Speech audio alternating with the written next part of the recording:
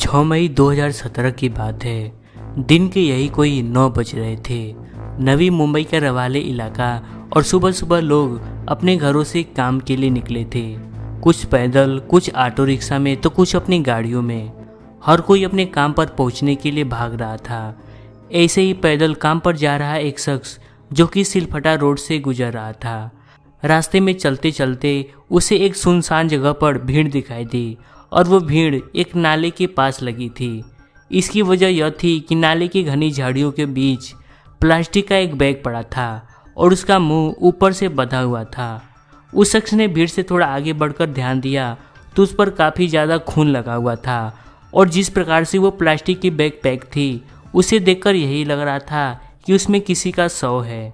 जिसके बाद उस शख्स ने फौरन इस घटना की सूचना पुलिस को दे दी। चूँकि घटनास्थल नवी मुंबई के थाना MIDC के अंतर्गत आता था, इसलिए पुलिस कंट्रोल रूम को सूचना मिलते ही रवाले MIDC के थाना प्रभारी चंद्रकांत काटकर कुछ सिपाहियों के साथ घटनास्थल के लिए रवाना हो गए। पुलिस के घटनास्थल पर पहुंचने तक वहां काफ़ी ज़्यादा भीड़ लग गई थी और लोग एक दूसरे से तरह तरह की बातें कर रहे थे।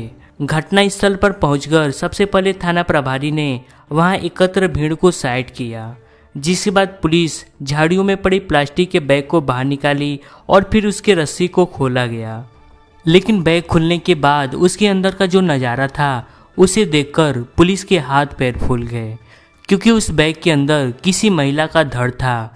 यानी कि उस शव में ना तो उसका सर था और ना ही उसका हाथ और पैर, जिसका मतलब था कि लाश को ठिकाने लगाने के लिए उसका सिर और हाथ पैर काटकर केवल उसका धड़ फेंका गया था। घटनास्थल की कार्रवाई पूरी करने के बाद पुलिस ने उस धड़ का कुछ सैंपल सुरक्षित कर लिया ताकि उसकी शिनाख्त होने पर DNA जांच हो सके, जिसके बाद उस शव को पुलिस पोस्टमार्टम के लिए भिजवा देती है। साथ ही पुलिस वहां अच्छे से तलाशी भी करती है कि कोई ऐसा सुराग हाथ लग जाए ताकि मृतका और खूनी तक पहुंचा जा सके। लेकिन वहां पुलिस को कोई भी सबूत हाथ नहीं लगता। वहीं मृतका के बाकी अंग न मिलने से पुलिस तो इतना समझ गई थी कि हत्यारा कोई ऐरा गैरा नहीं है, बल्कि वह काफ़ी होशियार और काफ़ी शातिर है। खुद को बचाने के लिए उसने सबूतों को नष्ट करने में कोई कसर नहीं छोड़ा है, क्योंकि धड़ के साथ ऐसी कोई भी चीज़ नहीं मिली थी जिससे कि उसकी शिनाख्त हो सकती थी। लेकिन हाँ, धड़ के निरीक्षण में पुलिस को उसकी बची हुई बाँह पर गणेश भगवान का एक टैटू दिखाई दिया था। इससे यह तो स्पष्ट हो गया कि मृतका हिंदू थी, लेकिन सिर्फ एक टैटू से शिनाख्त होना संभव नहीं था। फिर भी पुलिस को एक उम्मीद की किरण तो मिल ही गई थी। घटनास्थल की कार्रवाई पूरी करने के बाद थाना प्रभारी थाने लौट आए और अपने सहायकों के साथ विचार विमर्श किया और इस मामले को सुलझाने की जिम्मेदारी इंस्पेक्टर प्रमोद जाधव को सौंप दी। मामले की जांच की जिम्मेदारी मिलते ही प्रमोद जाधव ने तुरंत मुंबई और उसके आसपास के सभी छोटे बड़े थानों में वायरलेस संदेश भिजवाकर यह पता लगाने की कोशिश की कि किसी थाने में किसी महिला की गुमशुदगी की रिपोर्ट तो दर्ज नहीं है। इसी के साथ उन्होंने मृतका की बाजू पर बने गणेश भगवान के टैटू को मुंबई के सभी प्रमुख दैनिक अखबारों में छपवा दिया और उस धड़ के शिनाख्त की अपील की। अखबार में छपी इस अपील का पुलिस को फायदा यह मिला कि धड़ की शिनाख्त हो गई। वह धड़ प्रियंका गुरव नाम के एक लड़की का था। उसकी गुमशुदगी मुंबई के पौष इलाके के थाना वर्ली में दर्ज थी। थाने के डोंबिवली की रहने वाली कविता दूधे और उसके भाई गणेश दूधे ने उस धड़ को अपनी छोटी बहन प्रियंका का धड़ बताया। दरअसल अखबार में खबर छपने के अगले ही दिन कविता दूधे अपने भाई गणेश दूधे के साथ थाना MIDC पहुंच गई और थाना प्रभारी चंद्रकांत काटकर से मिलकर बाँह पर बने गणेश भगवान के टैटू से आशंका व्यक्त की कि वह धड़ उनकी बहन प्रियंका का हो सकता है, क्योंकि वह 5 मई 2017 के दिन से गायब है। यानी कि पुलिस को वह धड़ मिलने से करीब एक दिन पहले। वहीं कविता ने बताया कि प्रियंका के ससुराल वालों के अनुसार वह सुबह किसी नौकरी के लिए इंटरव्यू देने घर से निकली थी, लेकिन वह वापस घर लौटकर नहीं आई। इसके बाद कविता ने अपनी आंखों से धड़ देखने की इच्छा जाहिर की, क्योंकि वह उस टैटू को पहचान सकती थी और इसकी वजह यह थी कि प्रियंका ने अपने बाँह पर वह टैटू उसी के सामने बनवाया था। जिसके बाद चंद्रकांत काटकर ने कविता और गणेश को धड़ दिखाने इंस्पेक्टर प्रमोद जाधव के साथ अस्पताल भेज दिया। वहां धड़ और कपड़ों को देखते ही कविता और गणेश फूट फूट कर रो पड़े।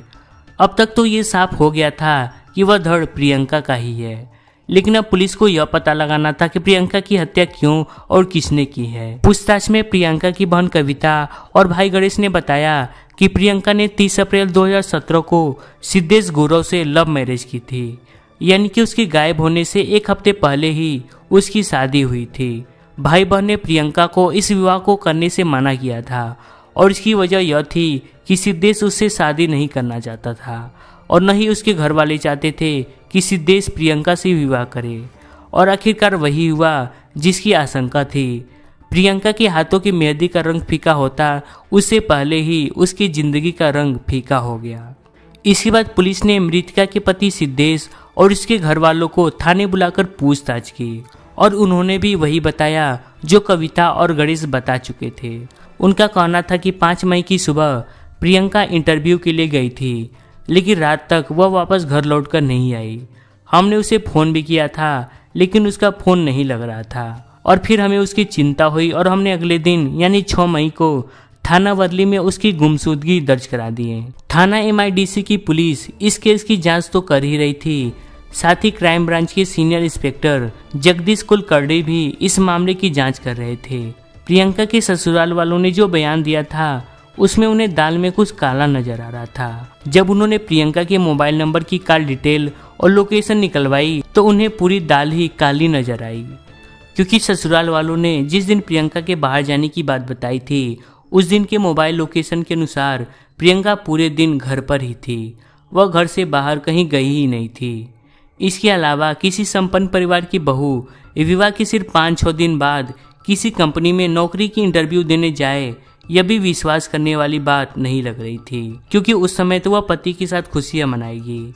मामला काफी संदिग्ध लग रहा था, लेकिन परिवार भी काफी सम्मानित था, इसलिए उन पर हाथ डालने से पहले इंस्पेक्टर जगदीश कुलकर्णी ने अधिकारियों से राय ली और जब अधिकारियों ने आदेश दे दिया तो वह प्रियंका के पति सिद्धेश, ससुर मनोहर गौरव और सास माधुरी गौरव को क्राइम ब्रांच के ऑफिस ले आए, जिसके बाद उनसे अलग अलग कमरे में पूछताछ की गई। पहले तो वे कुछ बताने को तैयार ही नहीं थे और पुलिस को अपनी बातों में घुमा रहे थे, लेकिन जब पुलिस ने प्रियंका की लोकेशन उनके सामने रखी और जब अपने हथकंडे अपनाए तो उन्हें अपने जुर्म को कबूल करना ही पड़ा। और प्रियंका की हत्या से लेकर उसके शव को ठिकाने लगाने तक की कहानी जब पब्लिक में आई तो सभी के रोंगटे खड़े हो गए। 25 वर्षीय सिद्धेश गौरव का परिवार मुंबई के कल्याण में रहता था। उसके पिता का नाम मनोहर गौरव और माँ का माधुरी गौरव था।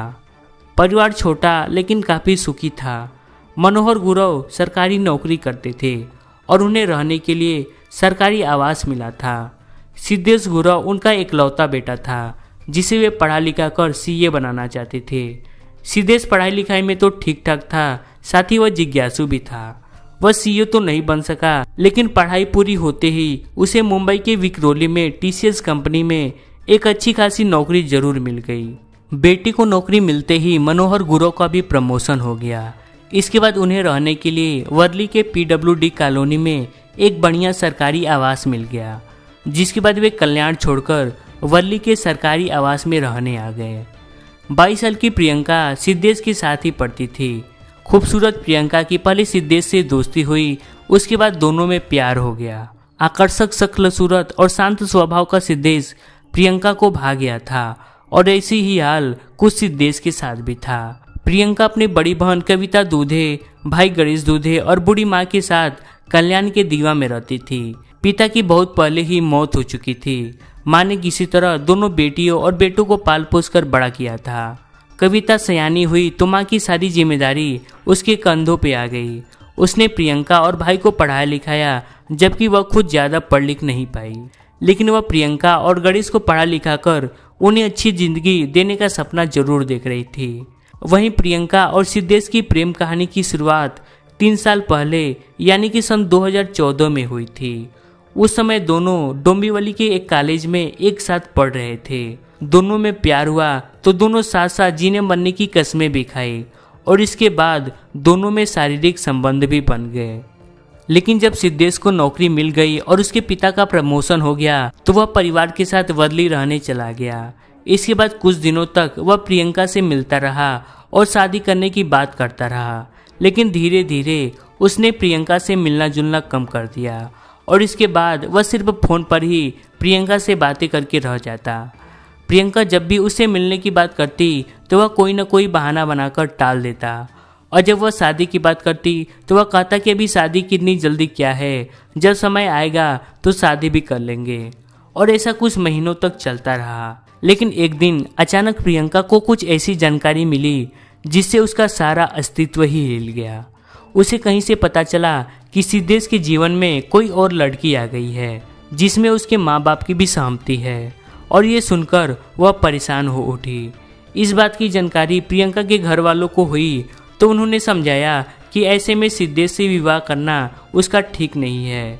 लेकिन प्रियंका ने तो ठान लिया था कि वह शादी सिद्धेश से ही करके रहेगी, क्योंकि वह मर्यादाओं की सारी सीमाएं जो तोड़ चुकी थी।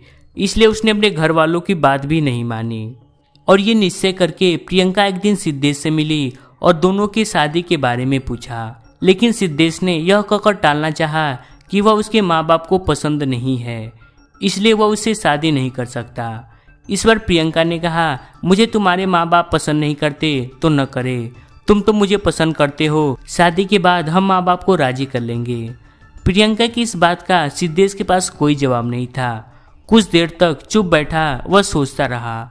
उसके बाद बोला कि मैं मजबूर हूँ, मैं अपने माँ बाप के खिलाफ नहीं जा सकता, तुम मुझे भूल जाओ। जिस पर प्रियंका ने कहा, तुम मुझे भूल सकते हो लेकिन मैं तुम्हें नहीं भूल सकती। तुमने मुझे खिलौना समझ रखा है क्या कि जब मन में आए खेला और जब मन भर गया तो फेंक दिया। शादी का वादा करके मेरे तन और मन से खेलते रहे। देखा जाए तो इस तरह तुम मेरे साथ यौन शोषण करते रहे। अब तुम्हें कोई दूसरी लड़की मिल गई तो तुम मुझसे पीछा छुड़ा रहे हो। अगर तुमने मुझसे शादी नहीं की तो मैं तुम्हारे खिलाफ शादी का साझा देकर यौन शोषण करने का मुकदमा दर्ज कराऊंगी। प्रियंका की इस धमकी से सिद्धेश और उसके घर वाले घबरा गए। समाज और नाते रिश्तेदारी में बदनामी से बचने के लिए सिद्धेश ने प्रियंका से शादी कर ली। सिद्धेश ने विवाह तो कर लिया था, लेकिन यह एक तरह की जबरदस्ती वाली शादी थी।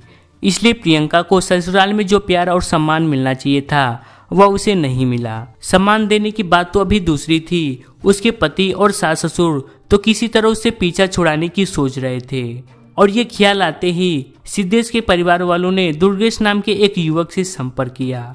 दुर्गेश नकली गहनों का डीलर था और इसके अपराध की दुनिया में भी कई बड़े हाथ थे।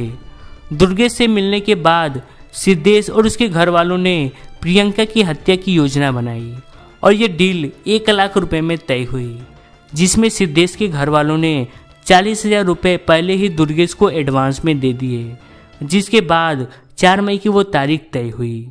योजना के अनुसार 4 और 5 मई की रात जब प्रियंका गहरी नींद में सो रही थी तब सिद्धेश ने दुर्गेश को फोन करके घर बुलाया, जिसके बाद सिद्धेश और उसके परिवार वाले दुर्गेश के साथ मिलकर प्रियंका के मुंह पर तकिया रखे और उसे तड़पा तड़पा कर हमेशा के लिए चैन की नींद सुला दी।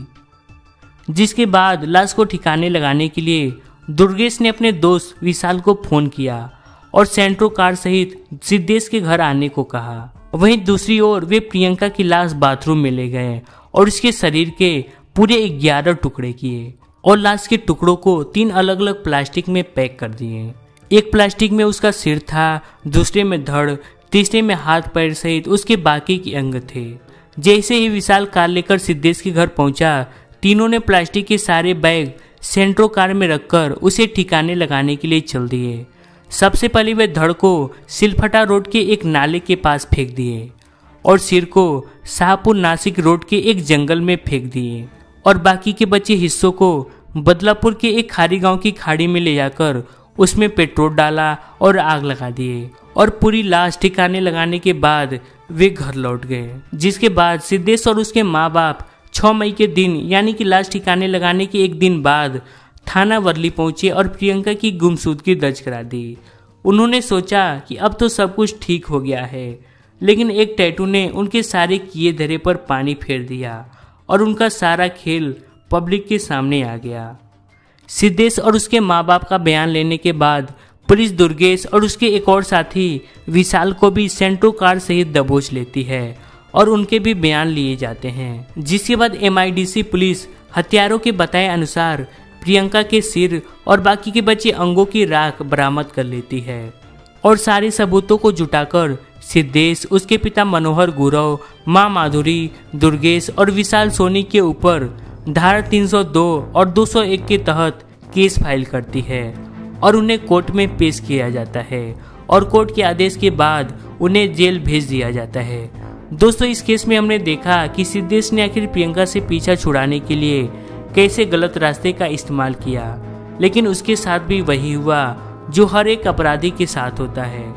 दोस्तों, वीडियो में बस इतना ही, लेकिन अगर आपको हमारा काम पसंद आया हो तो आप इस वीडियो को शेयर जरूर करिएगा और इससे जुड़ा आपका कोई सवाल हो तो आप कमेंट कर सकते हैं। मैं आपको रिप्लाई करने की पूरी कोशिश करूँगा।